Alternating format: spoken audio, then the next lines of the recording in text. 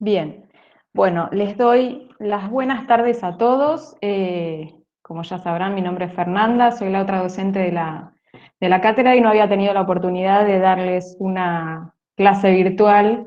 eh, Así que bueno, me pareció una buena oportunidad el repaso para para el parcial de la semana que viene, para que podamos zanjar todas aquellas dudas que tengan respecto al material que les di yo. Más que nada porque yo sé que la doctora del Río, estas últimas 3 clases, pudo darles una clase virtual, que incluso está subida, yo la estuve chusmeando, y me parece que los temas de ella han tenido oportunidad en ese momento de preguntarle si tenían alguna inquietud, sin perjuicio de que si ahora les surge alguna duda de esos temas, también la podamos evacuar. Bien, entonces, el jueves, ¿me escuchan todos bien? Sí, bueno. El jueves que viene Sí, tenemos planteado este primer parcial, que es un desafío tanto para ustedes como para nosotros como docentes, porque es una modalidad nueva. Todavía no tenemos bien definido cómo lo vamos a resolver. Lo más probable es que sea un cuestionario en el que ustedes tengan una serie de preguntas a resolver. Lo que no hemos terminado de definir todavía es si va a ser todas multiple choice o si en alguna van a tener que hacer algún tipo de desarrollo pequeño, porque tampoco es que tienen tanto tiempo. Lo que sí sabemos es que obviamente va a ser mediante el medio de la plataforma, así que virtual va a ser seguro. No van a ser preguntas difíciles. Nosotros, tanto en la forma presencial como ahora en este nuevo desafío, siempre preguntamos lo que damos en clase, lo que les dimos como material. Ustedes guíense por eso, es decir, probablemente encuentren que en el programa hay algunos temas más que capaz que nosotros en la clase no profundizamos, pero que esperamos que ustedes cuando vayan a rendir el final los profundicen, pero para los parciales siempre preguntamos lo que damos en clase y aquello que hacemos mayor hincapié.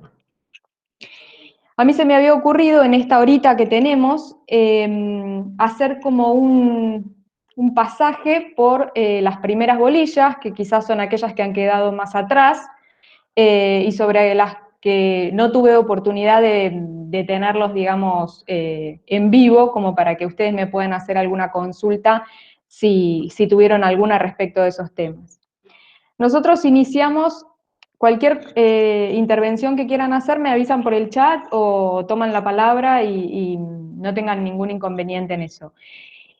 Nosotros habíamos iniciado con una bolilla 1, que como les habrá pasado en todas las materias que tienen, siempre es una bolilla de introducción. Es decir, se ve generalmente los antecedentes, los conceptos básicos.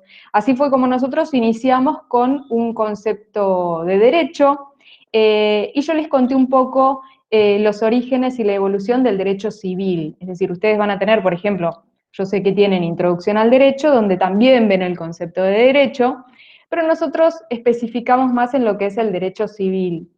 Y yo les conté un poco en ese apunte que les compartí, creo que era un presi, el tema de los orígenes y de la evolución, es decir, cómo surge el derecho civil. Y ustedes recordarán de ese material que yo les compartí, que el derecho civil, como el derecho siempre surge, ustedes van a ver, en Roma.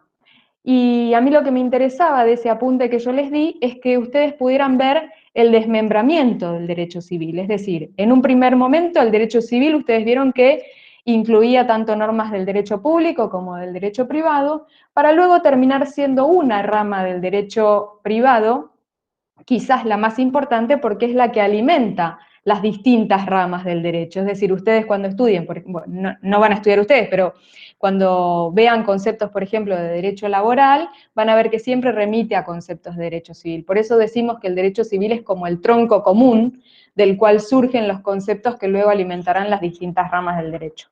Por eso se dice que el derecho civil es uno de los derechos más importantes.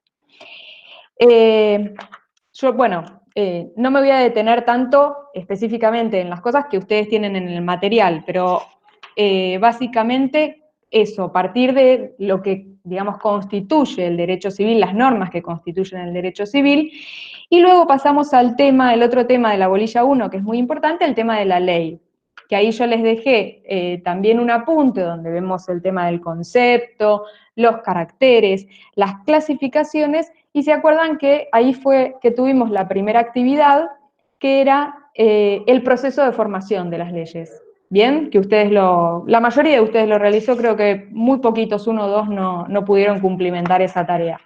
Esa tarea era importante no solo para que ustedes conozcan el procedimiento de sanción de formación de las leyes, que yo se los podría haber dicho, sino también para que se inicien un poco en esa actividad investigativa que nosotros tratamos de que ustedes vayan haciendo, porque que no se queden con el material que nosotros les damos en clase, sino que investiguen un poco más.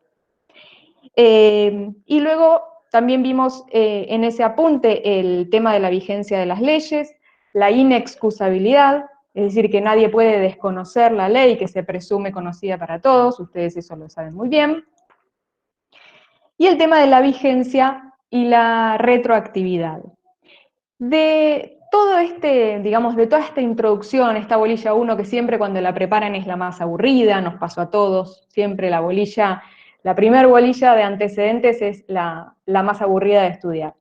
Pero bueno, la tenemos que estudiar. A ustedes sobre estos temas me interesa saber si les queda alguna duda, alguna consulta, algo que quieran, que les parece que no quedó claro.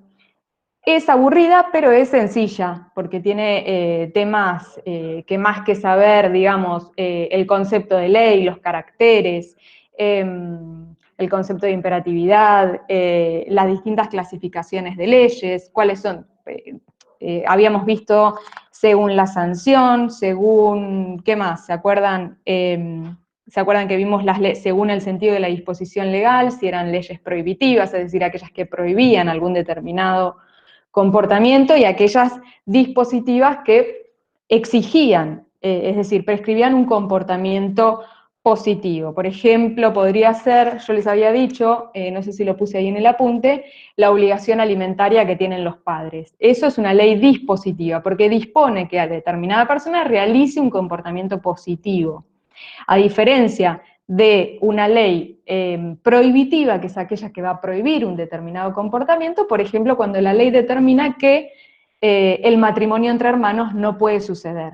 Está prohibiendo un determinado comportamiento. Esa es la diferencia, por ejemplo, en ese tipo de clasificación de las leyes. Pero me interesa saber si sobre este tema de la bolilla 1 les queda alguna consulta. Me parece que es la bolilla que menos, digamos, que menos dudas pueden llegar a tener. Sin perjuicio de eso, avanzamos, pero si tienen alguna consulta, lo vemos. Bien, Analía, gracias. Entonces pasamos, si les parece, a lo que es la bolilla 2, que a mí es la bolilla particularmente que más me gusta, que es la bolilla del sujeto de la relación jurídica. O sea, como ustedes recordarán, se los dijo Marcela y también se los repito yo, toda relación jurídica es aquella que tiene tres elementos: el sujeto, el objeto y la causa. Y es aquella que tiene importancia para el derecho, es decir, que une a dos o más personas y que tiene importancia para el derecho. Eso es una relación jurídica. Y en esta bolilla 2 nosotros estudiamos el primer elemento de la relación jurídica, que es el sujeto. Yo ahí les di algún material respecto a algo que me pareció interesante que ustedes conocieran. Por ejemplo, recordarán los videos de la orangutana Sandra o de la selfie del macaco Naruto. Es decir, eran situaciones en las cuales la jurisprudencia determina que como sujeto de derecho puede haber un sujeto no humano. Esto está en la jurisprudencia, no está en la ley, es decir, en el Código Civil así como tal. El Código Civil dice que sujeto de derecho es la persona, tanto jurídica como la persona física. Pero a mí me pareció interesante que ustedes sepan cómo la jurisprudencia, es decir, los jueces en distintos fallos le reconocen el carácter de sujeto de derecho no humano a otros entes, en este caso a una orangutana, a un mono. Se da en esta situación de este tipo de animales porque se los considera que son seres sintientes, que tienen, bueno, si alguno leyó un poco el material que le dejé, que tienen características que se podrían asemejar a los humanos. No es más que eso.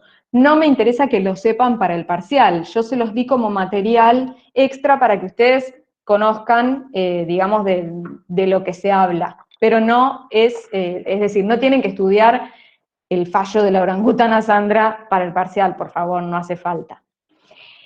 Y entonces, adentrarnos un poco en lo que es la persona en el artículo. Bueno, ahora, como les decía, no nos da una definición el código. Antes, en el código de Vélez-Sarsfield, cuando yo digo el código de Vélez-Sarsfield es el anterior al 2015, decía que las personas eran entes susceptibles de adquirir derechos y contraer obligaciones. Ahora no nos da el código una definición específica, pero nos podemos quedar con esa definición que no ha perdido vigencia. Y se distinguen dos tipos de derecho, la persona física, que es la que estudiamos en esta bolilla, y la persona jurídica, que es la que estudiamos en la bolilla 5 con Marcela. Luego empezamos a hablar un poco de el comienzo de la existencia. Yo ahí también les di algún material respecto a el tema este controvertido, es decir, desde cuándo consideramos nosotros que existe la persona. Es un tema que está por demás controvertido, más que nada también ahora con el tema de, perdón, de la ley a favor del aborto y demás, se estudia mucho o se discute mucho cuándo comienza la vida de las personas. Nosotros, como Universidad Católica, defendemos la vida desde el momento de la fecundación del óvulo con el espermatozoide, y no desde el momento de la anidación, como dicen algunas teorías que están a favor del aborto. A mí me interesa que ustedes sepan que esta diferenciación, por ejemplo, de que lo que decía el código anterior, que decía que son personas desde la concepción en el seno materno. Ahora ya no se habla de concepción en el seno materno porque todos conocemos que puede existir la concepción extracorpórea, es decir, por técnicas, por ejemplo, de fecundación asistida, de fecundación in vitro. Y no por eso dejan de ser personas, ¿no es cierto? Entonces, todos esos fallos que yo les compartí, que algunos están a favor de la teoría de la concepción desde la fecundación del óvulo por el espermatozoide, otros están a favor de la teoría de la anidación. Todos sostienen que desde el momento de la concepción existe una persona que es única e irrepetible. El tema está, o el debate está, en qué se entiende por el término de concepción. Nosotros siempre en clase decimos que todos, obviamente, son libres de tener la opinión que ustedes quieran tener, siempre y cuando esté bien fundamentada. Es decir, si ustedes sostienen una postura, la fundamentarán, por eso yo siempre les doy material a favor de una posición y a favor de la otra posición. ¿Bien? Pero lo importante es que ustedes sepan, es que el código dice que la vida comienza con la concepción. Después estará lo que nosotros le daremos, digamos, el alcance que le demos al significado de concepción. Pero eso es otra cosa. Yo no quiero, esto es importante porque ustedes, si bien yo se los pongo, los fallos, no es imprescindible que ustedes lo sepan para el parcial, porque los fallos siempre son confusos, tienen fundamentos extensos, que ustedes quizás ahora todavía no lo terminan de entender porque les faltan conceptos jurídicos, con lo cual yo los fallos me refiero a las sentencias, ¿no es cierto? Los pongo para que ustedes los lean y los conozcan, pero no se los voy a tomar en el parcial. Así que eso no lo tienen que estudiar, ¿bien? Eso es importante, porque van a perder tiempo en eso, y son largos y se van a confundir, y no es mi intención confundirlos, sino al contrario, yo se los pongo para que ustedes tengan, digamos, más opciones de estudio. Luego, otro de los temas importantes cuando estudiamos la persona es el nacimiento con vida.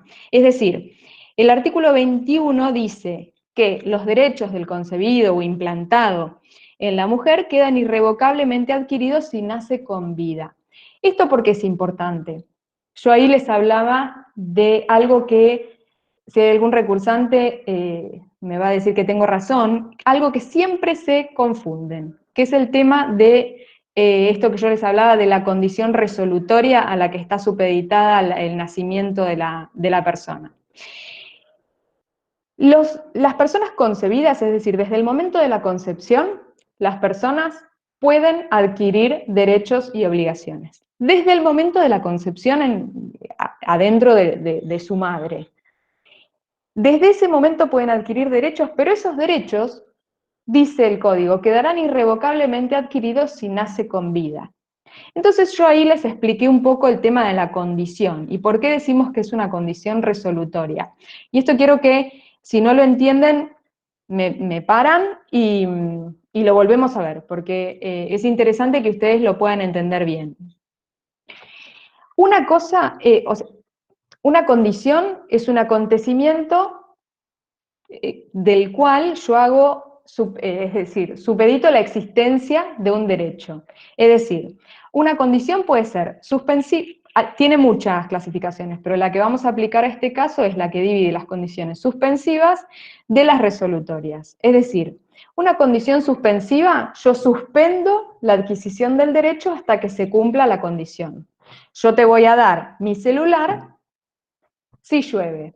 Yo todavía no te doy mi celular. Cuando se cumple la condición de que llueva, yo te lo doy. Eso es una condición suspensiva. ¿Por qué? Porque suspendo la adquisición del derecho, que sería mi teléfono, hasta que se cumpla la condición que sería la lluvia. ¿Sí?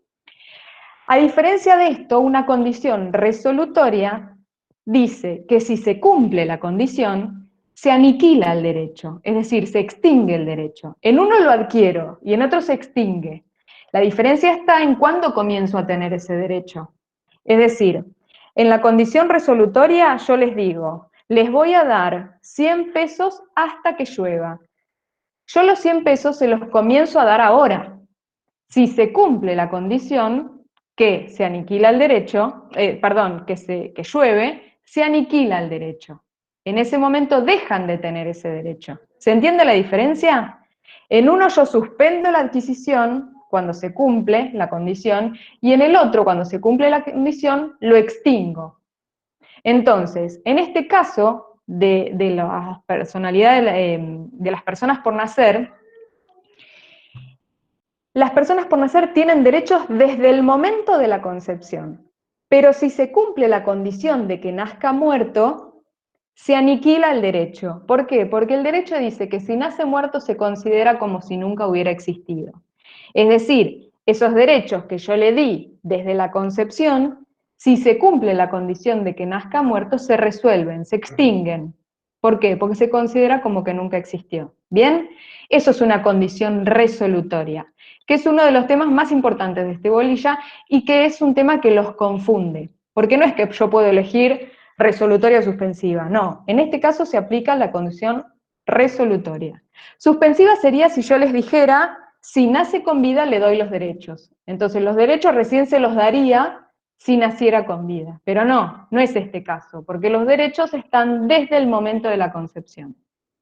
Bien, entonces es muy importante que ustedes recuerden eso, la condición resolutoria del nacimiento sin vida. Bien, sigamos. El momento del nacimiento, bueno, eso es muy sencillo, porque yo siempre les digo que es en el momento del corte del cordón umbilical, que es el momento en el cual el bebé deja de vivir a través de su madre y comienza a vivir por sus propios medios. ¿Bien? Yo ahí les explico un poco el tema de la viabilidad, que es un requisito que no exige nuestro código. Hay otros códigos que sí, por ejemplo el código francés exige que los bebés, para que se le otorguen los derechos, hayan prolongado su vida, por ejemplo, caprichosamente, por ejemplo, por una semana. Entonces recién ahí se lo considera como que la persona existió. Entonces todos aquellos casos de bebés, por ejemplo, anencefálicos o que tengan alguna patología cardíaca, que estén condenados a morir minutos después del nacimiento, no serían considerados personas. Y todo esto tiene importancia muchas veces por la transmisión de derechos. Es decir, si ese bebé había recibido una donación y se considera, y vive por lo menos 2 minutos fuera del vientre de la mamá, unos respiros nomás, en ese caso esa donación va a pasar a la madre. ¿Bien? ¿Por qué? Por la transmisión de derechos. Si yo considero que esa persona nunca existió, la donación va a volver al donante porque nunca me dio esa transmisión de derechos. ¿Se entiende la importancia? Bien, pero lo importante que ustedes sepan es que no requiere el código nuestro este requisito de la viabilidad. Basta con que haya respirado una vez fuera del vientre de la madre para que se considere como que la persona existió y por tanto hubo transmisión de derechos. Yo sé que voy un poquito rápido, pero es que quiero aprovechar el tiempo porque es muy cortito el tiempo que tenemos y quiero darles la mayor cantidad de cosas posible. Luego, obviamente, vimos el inicio de la vida, vemos el fin de la existencia de las personas, que es la muerte. En esto no me voy a detener mucho porque es muy sencillo. Yo ahí les digo que se constata la muerte según el artículo de la Ley de Trasplante de Órganos, donde se requiere la constatación de algunos signos no vitales específicamente, y ahí se va a considerar la muerte de una persona. Esto, les repito, no me interesa que sepan ese inciso específicamente para el parcial. Yo no les voy a preguntar cuándo se considera muerta una persona, porque ni yo lo sé. Tendría que ir a la ley de trasplante y ver estos 4 incisos de la ausencia irreversible, de respuesta cerebral, con pérdida absoluta de la conciencia y demás. Con que ustedes sepan que vamos a recurrir a la ley de trasplante de órganos para ver cuándo se considera muerta una persona es más que suficiente. Después está el tema de la conmoriencia, es decir, este es un tema interesante que está en el artículo 95 del Código Civil, que es el supuesto en el cual en un desastre común mueren varias personas, pero que lo trascendente es que entre ellos tiene que haber vocación hereditaria, es decir, a nosotros nos va a interesar y que no se pueda demostrar quién de ellos murió primero. Eso es lo importante de este supuesto, es decir, que haya un desastre común, como puede ser, qué sé yo, por ejemplo, un accidente de auto, donde mueren, por ejemplo, una familia, que entre ellas hay vocación hereditaria, es decir, que se heredarían unos a otros, y no se puede determinar quién de ellos murió primero, entonces se considera, o sea, la ley considera que murieron todos al mismo tiempo y no hubo transmisión de derechos entre ellos. Esto es una presunción, como se dice en latín, iuris tantum, es decir, que admite prueba en contrario, porque justamente el artículo nos está diciendo que si no puedo determinar quién murió primero, considero que murieron todos al mismo tiempo, pero si lo puedo determinar, entonces ahí podré probar que murió uno antes que el otro y entonces hubo una transmisión de derechos. ¿Me entienden? Es una presunción que puede admitir prueba en contra, y eso se conoce, lo vamos a ver en otras ocasiones también, como una presunción iuris tantum. Luego estudiamos los efectos de la muerte con relación a los derechos, es decir, una vez producida la muerte, el derecho determina qué sucederá con los bienes del fallecido, los derechos del fallecido. Ahí en el apunte yo les puse que existen distintos tipos de sucesión. Puede haber lo que conocemos, la que nosotros más conocemos es la sucesión mortis causa, es decir, lo primero que nos imaginamos cuando hablamos de sucesión es que se murió alguien, ¿no es cierto? Pero sin embargo, existe la sucesión entre vivos. Por ejemplo, una compraventa es una sucesión entre vivos, porque los derechos que existían, por ejemplo, en este caso de dominio, en una persona, se transmiten a la otra, y eso es una sucesión, una transmisión de derechos de una persona a otra. Entonces, si hablamos de una sucesión entre vivos, por ejemplo, podría ser una compraventa, donde el dueño anterior le transmite los derechos al dueño actual. ¿Bien? Después están los tipos de sucesión universal o particular, según ¿cómo es? Se herede la totalidad del patrimonio o una parte alícuota o un bien determinado. Y luego la sucesión testamentaria o legal, es decir, ustedes saben o sabrán por algún caso particular que si no existe un testamento válido que haya dejado la persona que fallece, en ese caso la ley es quien llama a los herederos, es decir, la ley determinará quién va a suceder, salvo que la persona haya dejado un testamento válido donde no haya omitido aquella parte que se conoce como legítima, que es, digamos, los bienes que le tiene que dejar sí o sí a sus herederos próximos. Pero con eso no vamos a ahondar porque no es importante ahora, es decir, ustedes tienen que conocer que existen dos tipos de sucesión, la testamentaria o la legal, en esta clasificación. Bien, después vimos los derechos inherentes a la persona, que hay tres tipos. No me quiero detener en esto porque recuerdo que en una clase que subí se los dije. Estaban los derechos inherentes por disposición de la ley, es cuando la ley misma dice que determinado derecho no se va a suceder. Los derechos inherentes a la persona, es decir, por la calidad de la persona. Si yo contrato a una persona porque es, qué sé yo, arquitecto y esa persona se muere, el hijo no me va a hacer el trabajo de arquitectura, ¿se entiende? Y los derechos inherentes por la voluntad de las partes, es decir, que las partes mismas determinen en un contrato que en caso de muerte de alguno de los dos se va a extinguir y no va a pasar a sus herederos.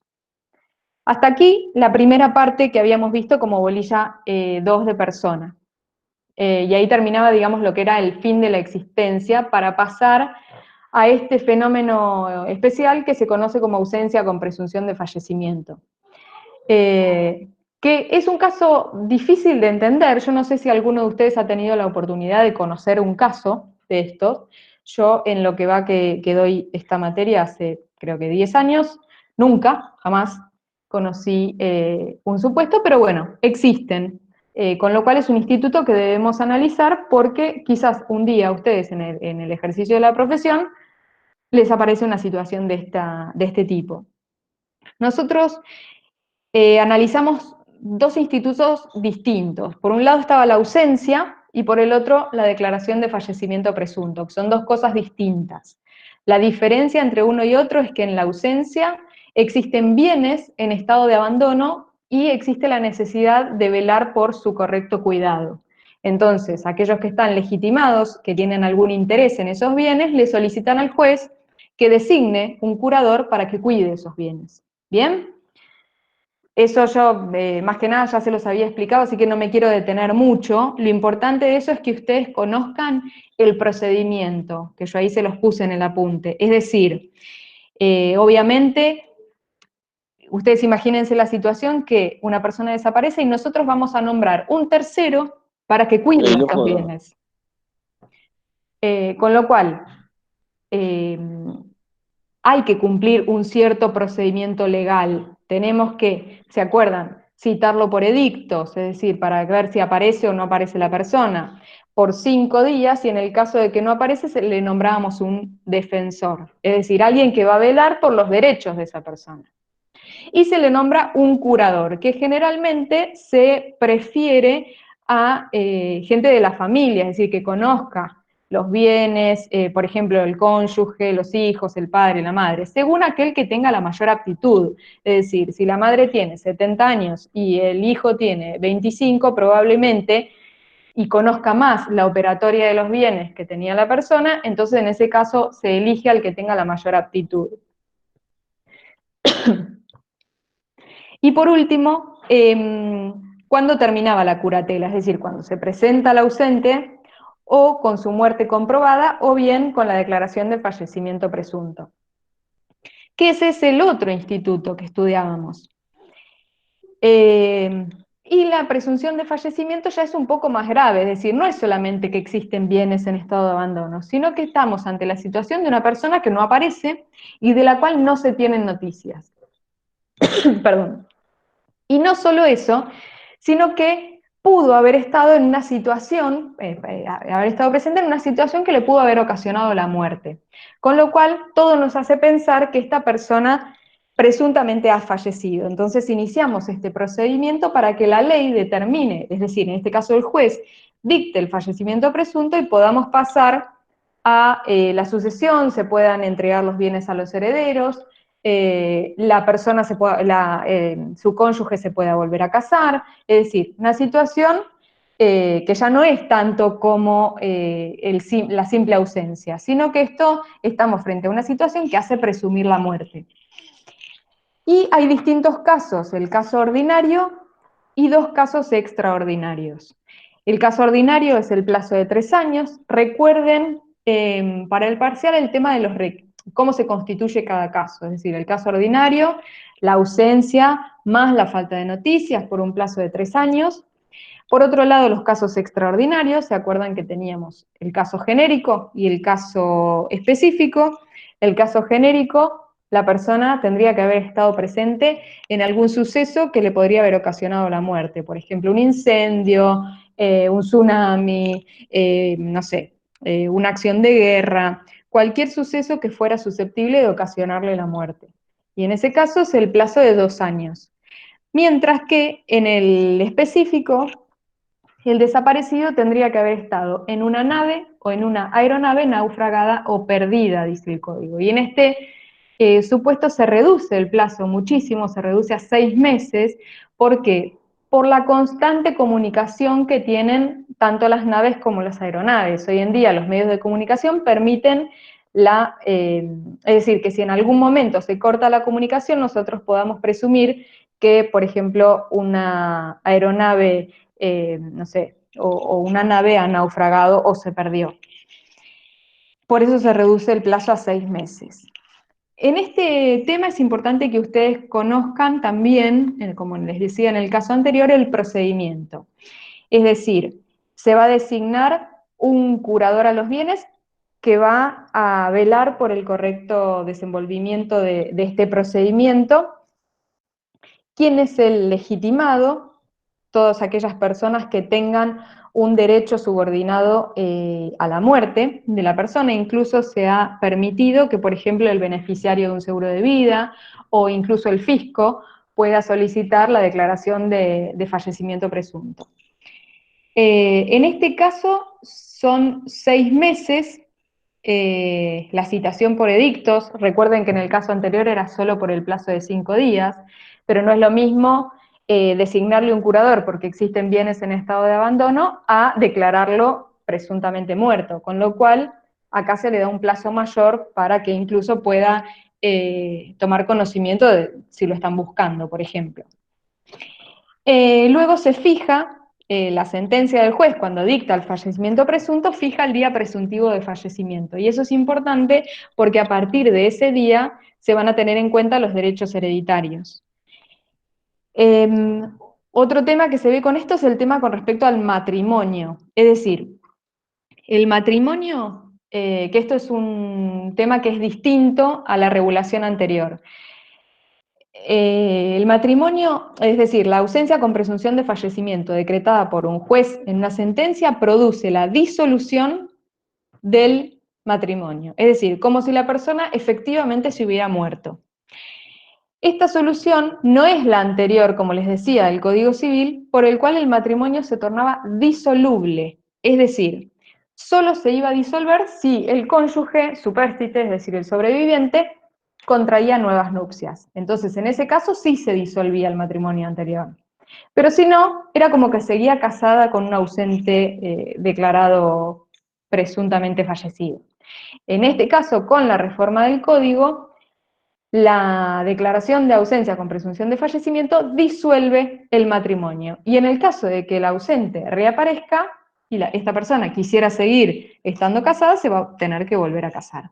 ¿Bien? Esa es la diferencia entre el código anterior y el código nuevo, porque en el Código Civil, en el artículo 435, determina que una de las causas de disolución del matrimonio es la sentencia firme de ausencia con presunción de fallecimiento, así como la muerte o como el divorcio. Son las 3 maneras de disolver el matrimonio. Un tema importante de la ausencia con presunción de fallecimiento es la prenotación. Esto lo pregunto siempre en los parciales. Es un tiempo en el cual los herederos no pueden disponer de los bienes. Disponer, ustedes lo habrán visto con Marcela cuando estudiaron actos de administración y de disposición.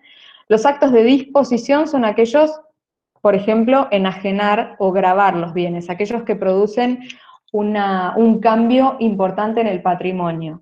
Estos actos no los pueden realizar los herederos en ese periodo de prenotación, que son 5 años desde que se dicta o u 80 desde el nacimiento del presuntamente fallecido. Luego de ese periodo de prenotación sí pueden disponer libremente de los bienes. Y por último, el tema de qué pasa con la reaparición del ausente, eso lo estudian ustedes del apunte, que hay que distinguir 3 momentos. Es decir, si aparece antes de la entrega de los bienes a los herederos, si aparece durante el periodo de prenotación o si aparece luego del periodo de prenotación una vez finalizado, que en realidad lo único que va a recibir son los bienes en el estado en que se encuentren. Fue un poquito rápido, pero con eso dimos un pantallazo de lo que es la bolilla 2, que me interesa, hago un parate, respiro, y ustedes me dicen si sobre eso tienen alguna consulta o hay algo que no les queda claro. Pero creo que el apunte es bastante completo, así que si, de todas maneras, el fin de semana si tienen alguna duda, pueden consultar en el foro, y con Marcela vamos respondiendo a las inquietudes que les surjan en el momento de estar estudiando. Así que no se preocupen. En la bolilla 3 iniciamos el estudio de lo que eran, ¿se acuerdan? Los atributos de la personalidad. Que los atributos de la personalidad son 5: el nombre, el domicilio, el estado, la capacidad y el patrimonio. El patrimonio lo ven con Marcela en la bolilla 6, si no me equivoco, y vemos en esta bolilla 3 los 3 primeros, que son el nombre, el domicilio y el estado. Esto es bastante sencillo. Ustedes vean que todos los atributos de la personalidad tienen los mismos 4 caracteres, es decir, que son obligatorios, únicos, inalienables e imprescriptibles, necesarios, perdón, únicos, inalienables e imprescriptibles, y después cada atributo va sumando algún carácter específico que tenga. En el nombre es importante que ustedes conozcan las restricciones. El código anterior tenía bastantes más, ahora se han, digamos, se circunscribió a 4 restricciones, es decir, el principio general es la libertad de elección de nombres. De hecho, actualmente casi que le podemos poner como querramos a nuestros hijos, ¿no es cierto? Pero existen 4 limitaciones, que no pueden ser más de 3, por una cuestión digamos, que se volvería inútil, es decir, violaríamos el principio del nombre, que es la identificación de la persona. Si yo le pongo más de 3 nombres, ya no sé cómo llamarlo, con lo cual la finalidad del nombre no estaría cumpliéndose. Los apellidos como prenombres, los primeros prenombres idénticos a hermanos vivos y los prenombres extravagantes. Siempre lo que se busca es que nosotros podamos cumplir con la función principal que tiene el nombre, que es la identificación. Siempre que yo pueda identificar a la persona, entonces en ese caso el funcionario del registro civil probablemente me permita ponerle el nombre que yo quiera. Después estudiamos el tema del apellido. Eso también ha variado con la reforma del código. Ahora se puede poner tanto el apellido de la madre como el apellido del padre, pero si yo, digamos, yo elegí una determinada denominación, a todos mis otros hijos los tengo que llamar de la misma manera, porque entonces si no se rompería esa identificación familiar. Si yo le pongo a uno el apellido de mi marido y a otro el apellido mío, pareciera que entre ellos no son hermanos. Entonces, la ley me permite elegir qué apellido yo le quiero poner, pero tengo que respetarlo para la sucesión, digamos, de todos los otros hijos. Ahí ven un poco el tema del apellido del cónyuge, que también tanto marido como mujer se pueden poner el apellido del otro. Esto es algo que es una novedad también luego de la reforma. Y también estudiamos el tema del cambio de nombre, y esto a mí es algo que me interesa mucho por el tema de los justos motivos, es decir, no cualquiera puede ir al juez y solicitarle cambiar el nombre. ¿Por qué? Porque no me gusta, o porque me resulta ofensivo, o porque, no sé. En ese caso, nosotros tenemos que estudiar cuáles son aquellas situaciones en las cuales la ley permite el cambio de nombre. Y es esto de los justos motivos que ustedes lo tienen en el apunte, que hay algunos supuestos que están expresamente contemplados como justos motivos.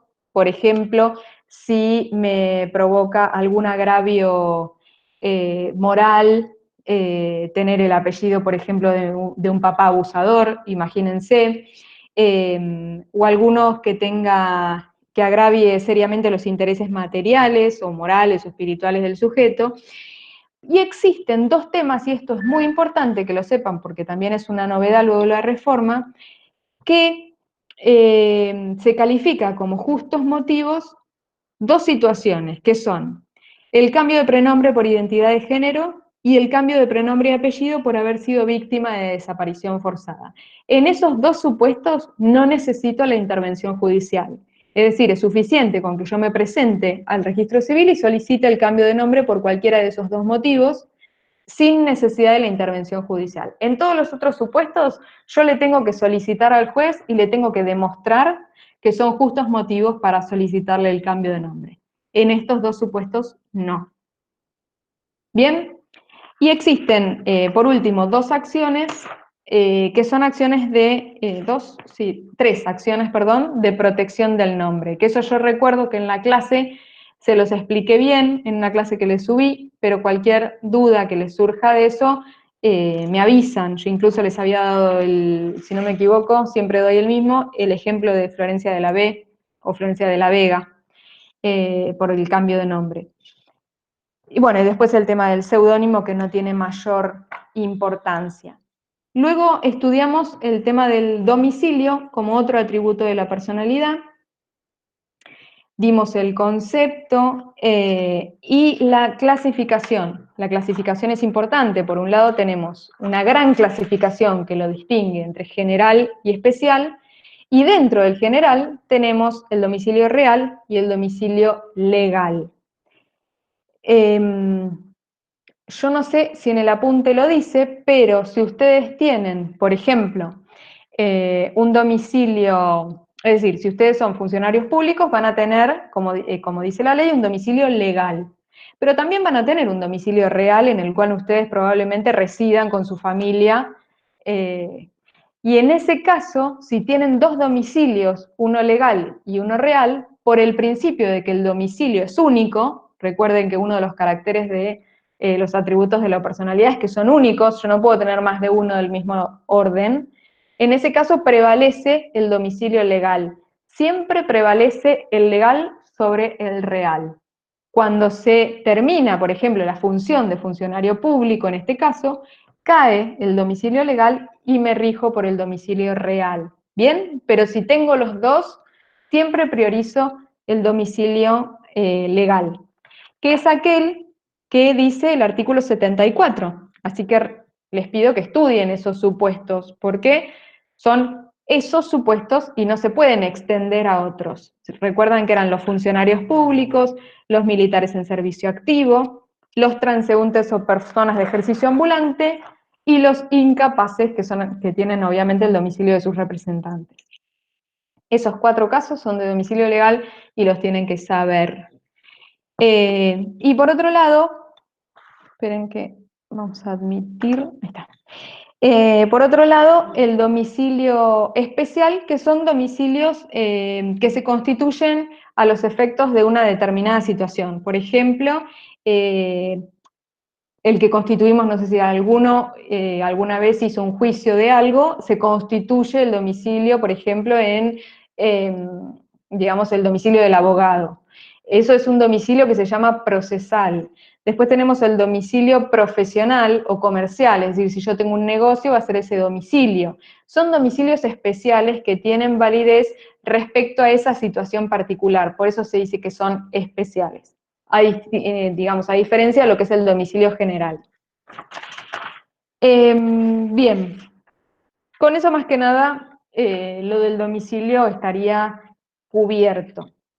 Y después el tema del Estado, que es bastante sencillo, yo no sé si de eso tenían alguna consulta, pero básicamente es la posición que ocupa una persona en la sociedad y en la familia. Es decir, ya sé, por ejemplo, el Estado, básicamente el Estado civil, el Estado de hijo, el Estado de madre, el Estado de cónyuge, eso es el Estado. Y tiene, como decimos siempre, los mismos caracteres que todos los atributos y se le suma un carácter específico que es el carácter recíproco, es decir, que a al estado de una persona le corresponde otro igual o desigual correlativo, es decir, al del padre le corresponde el del hijo, al del cónyuge le corresponde el otro cónyuge, sería un estado igual. ¿Se entiende eso? Es sencillo. Y el tema de las acciones de Estado, la acción de reclamación de filiación y la acción de impugnación de filiación, que yo me acuerdo que en el foro de consultas alguno me había preguntado sobre algún ejemplo de esos. Yo se los había comentado por ahí. Y la prueba del Estado civil obviamente es mediante las partidas del registro civil. No suelo hacer muchas preguntas de Estado, así que con que tengan una idea general de eso es más que suficiente. El tema de capacidad, que es la bolilla 4, que es otro de los atributos de la personalidad. Me interesa que sepan la distinción entre capacidad de derecho y capacidad de hecho. Y dentro de eso estudiamos las incapacidades. Es importante que ustedes sepan que incapacidades de hecho puede haber absolutas y relativas, pero incapacidades de derecho absolutas no existen. ¿Por qué? Porque estaríamos hablando de la muerte civil de la persona. Las incapacidades de derecho son siempre relativas, siempre respecto de una determinada situación. Por ejemplo, son todas siempre legales. El código determina quién no tiene capacidad para algún acto en particular. Por ejemplo,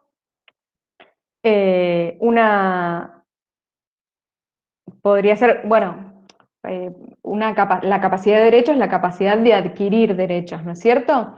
Entonces, por ejemplo, un juez no puede adquirir los bienes que estén en litigio en su juzgado, por una cuestión de orden público, de moral, ¿no?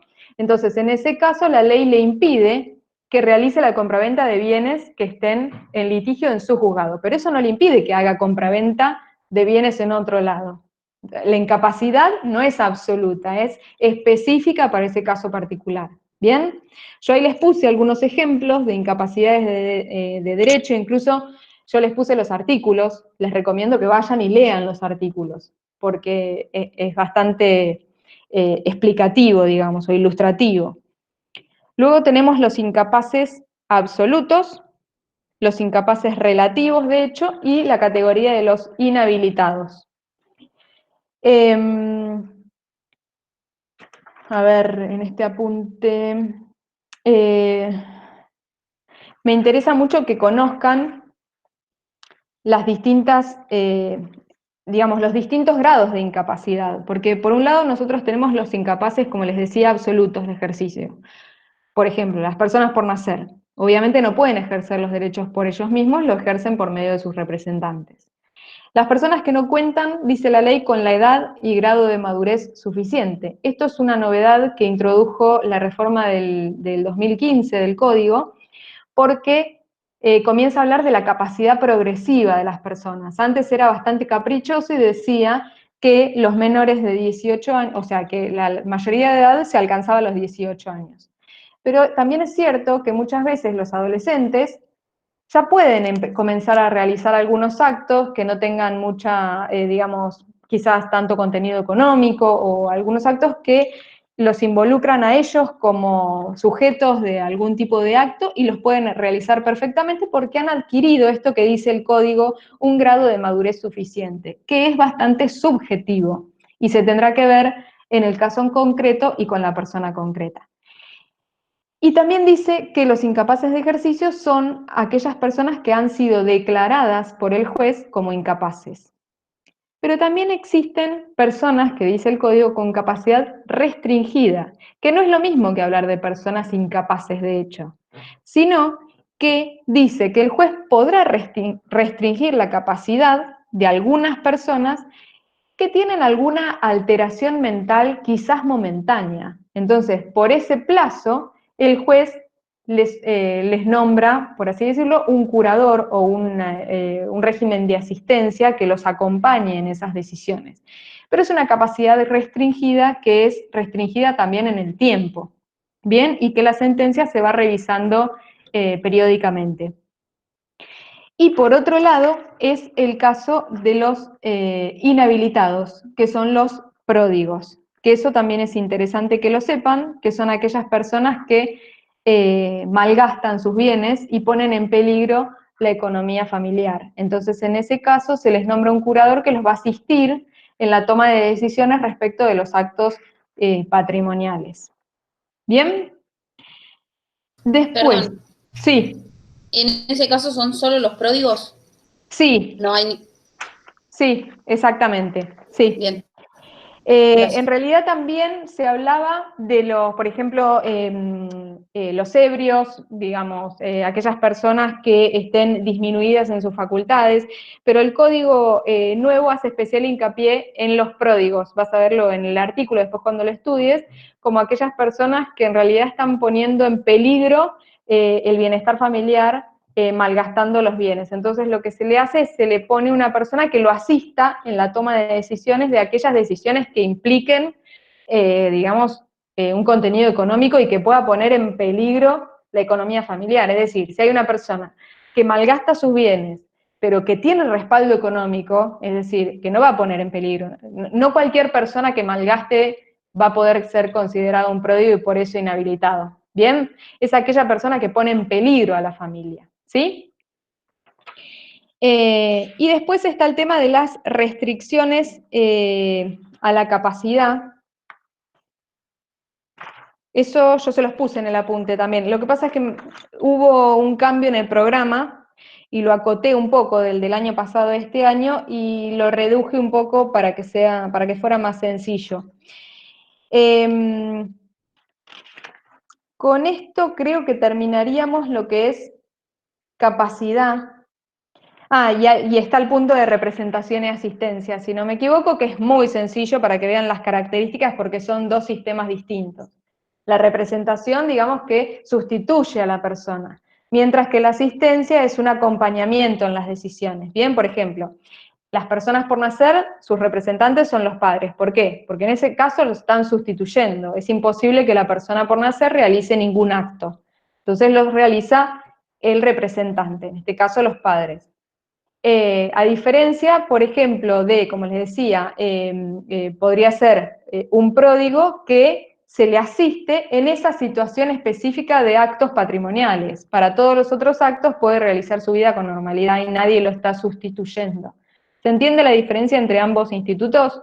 De todas maneras, en el apunte está bastante explicado.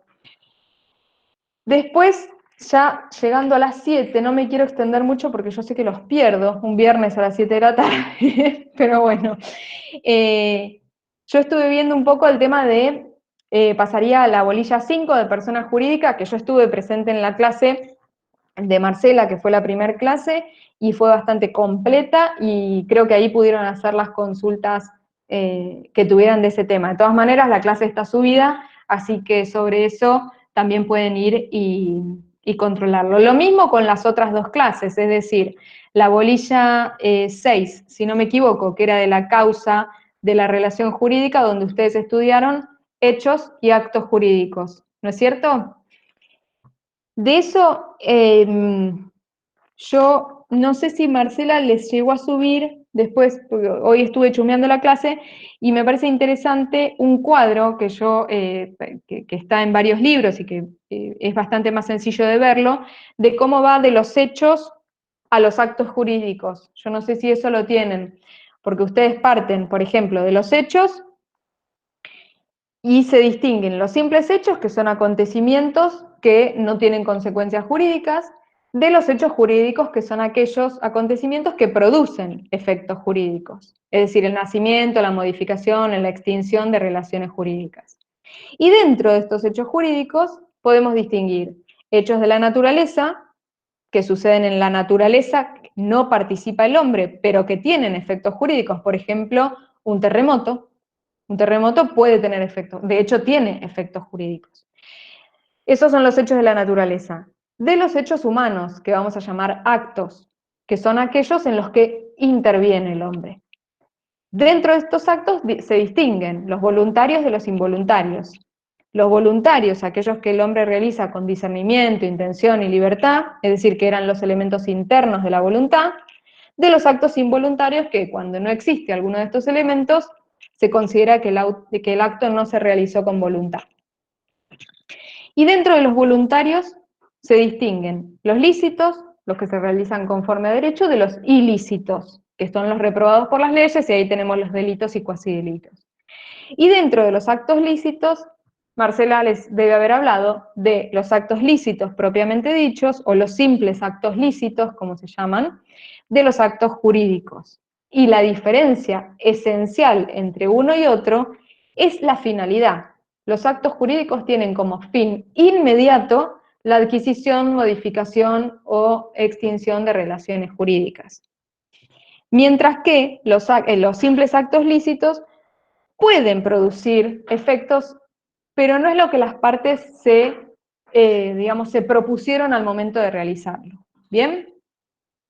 Entonces, si yo de repente salgo a dar una vuelta en el auto, eso es un acto lícito, pero choco, entonces en ese acto estoy produciendo un acto jurídico y entonces voy a hablar de actos jurídicos. ¿Por qué? Porque en ese caso hay una adquisición, modificación o extinción de relaciones jurídicas. ¿Se entiende? Esa es la diferencia, pero yo no me lo propuse como fin inmediato.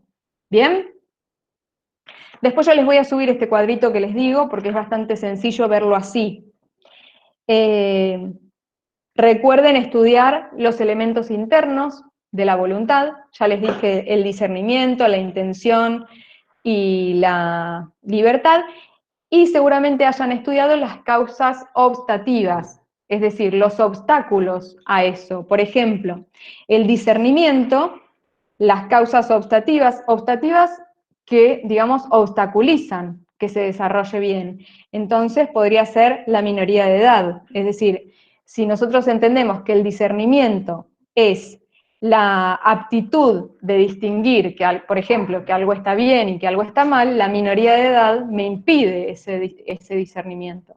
O bien, la pérdida accidental de la razón. Si yo no estoy dentro de mis cabales, probablemente no pueda determinar si algo está bien o algo está mal, si algo es bueno o algo es malo. ¿Bien? Esos son obstáculos al discernimiento. Lo mismo sucede con la intención, es la intención entendida como la concordancia entre lo que yo me propongo realizar y el resultado que obtengo. En el medio puede mediar, por ejemplo, un error, es decir, que algo que yo supongo que voy a conseguir, estoy equivocada. Entonces eso me va a impedir conseguir lo que yo me propuse. ¿Bien? Y por último, la libertad, que es aquella, digamos, la espontaneidad en la determinación de la persona, que puede verse obstaculizada, por ejemplo, por el vicio de violencia. Es decir, si alguien ejerce violencia física contra mí para que yo realice un determinado acto en contra de mi voluntad, me está obstaculizando la libertad de obrar. ¿Bien? Por otro lado, seguramente vieron la manifestación de la voluntad y el silencio como manifestación de la voluntad. Es decir, si es o no manifestación de la voluntad. ¿Bien? El principio general es que el silencio no es manifestación de la voluntad. Pero existen algunas excepciones. Estúdiense esas excepciones, ¿sí? Porque eso es un tema importante de la bolilla.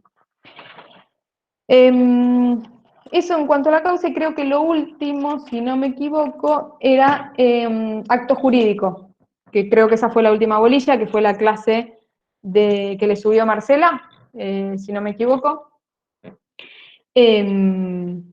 ¿Alguien me puede hacer así con el dedo y yo me doy cuenta si es la última? Sí, bien. Perfecto. Entonces, esa, bueno, es la que quizás más fresca tengan. Ahí creo que deben haber estudiado la clasificación de los actos jurídicos. No creo que hayan llegado a las modalidades. No sé si estudiaron las modalidades de los actos. Condición, plazo y cargo. No, no creo. No. Bien. Entonces, con que hayan, digamos, con que hayan lo que hayan visto con Marcela es lo que va a entrar en el parcial. No vamos a tomar nada más que no sea lo que se haya explicado en estas clases. ¿Tienen alguna duda en cuanto a este paneo rapidísimo y general por las bolillas? No me detuve tanto en las de Marcela porque sé que tienen la clase subida, es decir, cualquier duda que puedan tener pueden acceder a la clase o al foro de consultas, que ya les digo, vamos a estar atentos a cualquier consulta que ustedes tengan. Pero, no sé, cualquiera que quiera abrir su micrófono y consultar lo que sea, a disposición. Lucas me pregunta si es promocional. Sí, es promocional. Este año se modificó. Si hubiéramos sabido de la pandemia no lo íbamos a modificar, pero bueno, nos tomó por sorpresa. Se promociona con 8 y es promediable. Así que si ustedes obtienen un 6 y un 10, pueden promocionar igual. Hasta el año pasado tenían que tener 8 en los 2 parciales, o más. Pero ahora pueden tener 6 y 10, es decir, es promediable.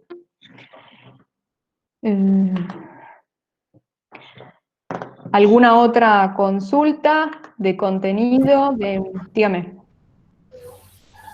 Profe, yo más que nada por el tema del examen. ¿Cuándo Sí. va a ser, a qué horario más o menos y cuánto tiempo vamos a tener? Yo estimo que va a ser al horario de cursada, es decir, a las 18, el jueves. Sí.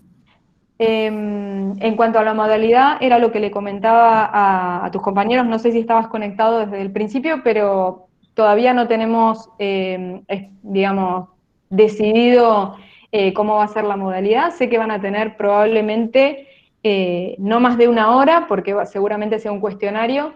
Algunas preguntas seguramente sean de multiple choice, mientras que otras van a ser de desarrollo, quizás. Eso, por ahora es lo que les puedo decir. Otra pregunta. Sí. Usted había dejado un trabajo práctico sobre el tema de las personas jurídicas. Marcela, sí, Marcela se los dejó. Marcela. ¿Eso también entra? Sí, porque me dijo que va a estar corregido para el lunes, así que se queden Listo. tranquilos que lo van a poder ver. De todas maneras, tengo entendido que era sobre la clasificación de la persona jurídica, o... ¿Sí? Entonces que ustedes habían tenido que investigar, pero bueno, sí, era algo bastante sencillo y que va a estar corregido para el lunes para que lo puedan tener para el parcial. Listo. ¿Alguna otra consulta, chicos?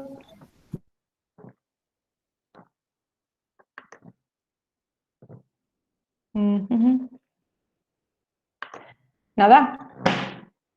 Bueno, entonces hasta aquí llegamos. No, gracias, Sí. profe. Bueno, gracias. El último trabajo, sí, de persona jurídica. Esa fue la última actividad, Lucas. Que va a estar corregida para el lunes, me dijo hoy Marcela, así que quédense tranquilos que lo van a tener listo. Y bueno, nada, les repito, cualquier cosa estamos a disposición en el foro o por mail. Mi mail creo que yo se los pasé, pero es fernandag@ufasta.edu.ar, me pueden escribir y cualquier consulta que tengan, no hay problema. Así que ahora en un ratito les subo la clase para que les quede para el fin de semana para que puedan repasar. ¿Bien? Bueno, que tengan un buen fin de semana, largo, medio raro, pero que descansen. Gracias, igualmente. Gracias, profe. Chao, Buen hasta fin de. luego. Chao, hasta luego. Igualmente.